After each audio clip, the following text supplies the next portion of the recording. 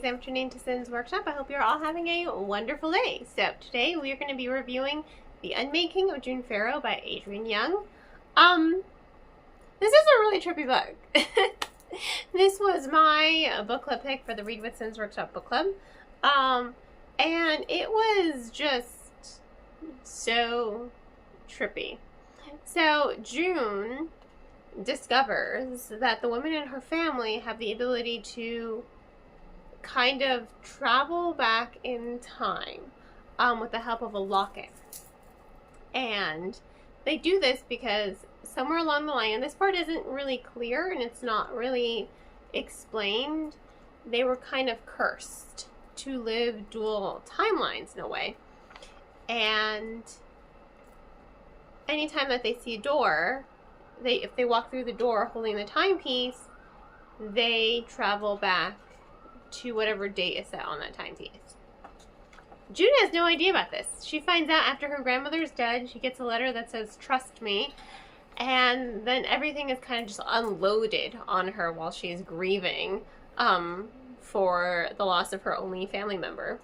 And for her, she thinks it's more of, she thinks she's losing her mind.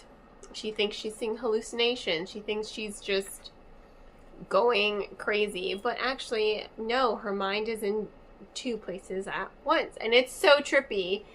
It's like a loop. It reminded me a lot of, paradox-wise, of Bill and Ted. 'Cause it's like, well, if he had never done that, like the loop, you know, it just makes you think of the loop. It's just like, well, that couldn't have happened without that, but that couldn't have happened without that. So what came, you know, it's like, what came first, the chicken or the egg? And it's so trippy. It reminded me a lot of Bill and Ted's, not humor-wise, just, you know, plot-wise. And it also reminded me of the lake house, in a sense. It really did have that atmosphere of the lake house. I really enjoyed it. Because I actually do love that movie a lot.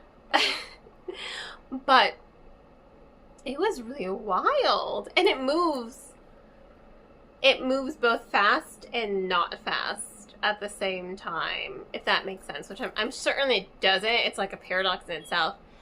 The story is very concise. It's very to the point. It's very much creating this mystery. It's creating this story about June and Eamon and their daughter and Annie, and, you know, her family that she meets when she goes back to 1951 from 2003. Mind you, she goes a year early. So there's a version of her that goes in 2024 and goes 5 years before the time she arrives and, you know, has a frickin' family. And it's just wild. It's wild how the whole story just, like, not falls apart, but just opens up for the reader. And I was blown away. I was really blown away. I was just like, oh my god. It made my head hurt. I won't lie. It did make my head hurt a little bit, but only because I'm one of those people who fixates on paradoxes. And I'm like, but wait. But I was really engrossed in the story. I mean, I freak out about the lake house too, and Bill and Ted's. I'm like, but wait. Paradoxes. They really trip me up sometimes. They really, truly do. But I liked how concise and to the point it was. I loved the atmosphere and the way Young really does focus on building up this atmosphere. You know, she says so much with very little. And there's a lot of rising tension. So the story itself, it feels very...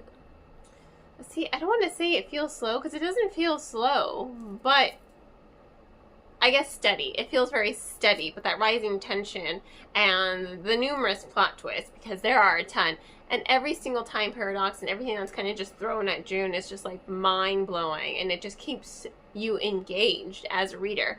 I was thoroughly engaged from beginning to end, and I really, really enjoyed it. It kind of blew my mind a little bit, and I liked that. It definitely wasn't what I was expecting, so it did take me by surprise, but again, I like that. I like when a book takes me by surprise. It was trippy, man. It was trippy, it was wild, it was just like, whoa. So glad I was able to read this for my book club. so glad. It was just so engaging and engrossing and just like just mind blowing. Honestly, just mind blowing.